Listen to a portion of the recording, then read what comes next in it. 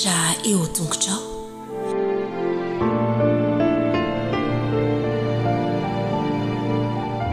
Salama tsara daholo ve ny Zaza Bodo?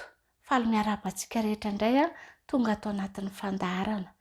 Dia isotra an'Andriamanitra aloha sika noho izay fitahin'izay akambany indray ary ny tanany ahondrika ny loha dia akipy ny maso. Jesosy zokinay misaotra betsaka fa mikarakara anay foana ianao dia manamboatra ny fotoana rehetra mba hianaranay ny teninao. Ho mitenena Jehovah fa miaino izay mpanompo kelinao amin'ny anaran'i Jesosy. Amen. Very fahita indray. Izay indray ny lohatenin'ny tantara ho arahantsika rehefa avy eo dia hianatra an'ilay tsy ankijery indray aloha isika izao Izao ny vaky ny teny ao amin'ny Luka 4:12-15 ary Jesosy nitombo saina sy tena. Tena tsotra kely ary Jesosy nitombo saina sy tena. Dia anaraka an'ilay tantara indray zany isika izao dia samy handray lesona daholo.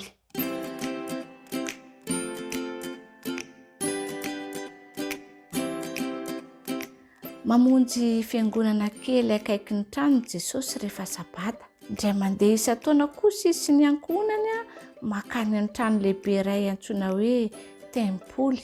Maro be ny olona tonga any mba hankalaza ny Pasika, fotoana iray ahatsiarovan'izy ireo ny tondrano Mosesy ny zanak'Israely niala tany Egipta. Indray taon'izay niresaka tamin'i Jesosy tao amin'ny tempoly lehibe ireo mpampianatra tao ary nampianatra zavatra maro azy. Nametraka fanontaniana maro be tamin'ireo mpampianatra ireo izy tamin'izay fotoan'izay. Tian'izy ireo ny nanontany fanontaniana napetraka Jesosy. Tsy ela taorian'izay dia nanomboka nametraka fanontaniana tamin'i Jesosy ireo mpampianatra ireo. Rehefa ny farana ilay andro firaviravona dia nandeha nody ny ray aman-drenin'i Jesosy. Nefa Jesosy tsy niaraka taminy. Noverin'ny ray aman-dreny fa niaraka tamin'ny namany izy. Rehefa avy nandeha lalana indray andro tontolo anefa izy ireo dia nijery an'i Jesosy nefa tsy hitany izy. Tsy maintsy miverina isika hoy Maria tamin'i Josefa. Tsy maintsy mitady an'i Jesosy isika satria efa lasa lavitra izy ireo dia naharitr'ela vao tafaverina tany Jerosalema. Nitady an'i Jesosy tany amin'ny toerana rehetra tao an-tanàna Maria sy Josefa. Nanontany olona maro izy ireo, hitanareo ve Jesosy zanakay? Nefa tsy nisy nahita azy na dia iray aza. Farany nanapa-kevitry Maria sy Josefa fa hitady an'i Jesosy ao amin'ny tempoly. Hitan'izy ireo niresaka tamin'ny mpampianatra tao izy. Noho ny fitaintainan'i Maria kanefa gaga izy na izany aza.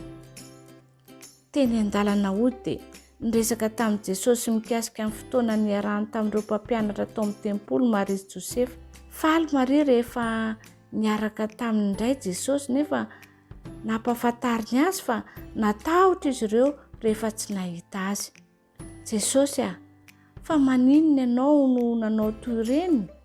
Hoy Maria nanontany. Nitady ianao atraizatraiza izahay fa nahoana ary neny? Hoy Jesosy. Tsy fantatrareo va fa tsy maintsy eto an-trano iray koa? Nefa tsy azo Maria sy Josefa izany teny nolazainy izany.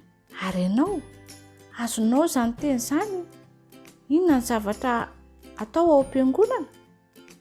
Eny, izany indrindra. Mianatra momba an'Andriamanitra ny olona ao am-piangonana. Izany nataon'i Jesosy tao amin'ny tempoly. Fantany ankehitriny fa Andriamanitra no tena rainy. Ary fantany ihany koa fa tokony hanampy ny olona hafa izy rehefa mitombo.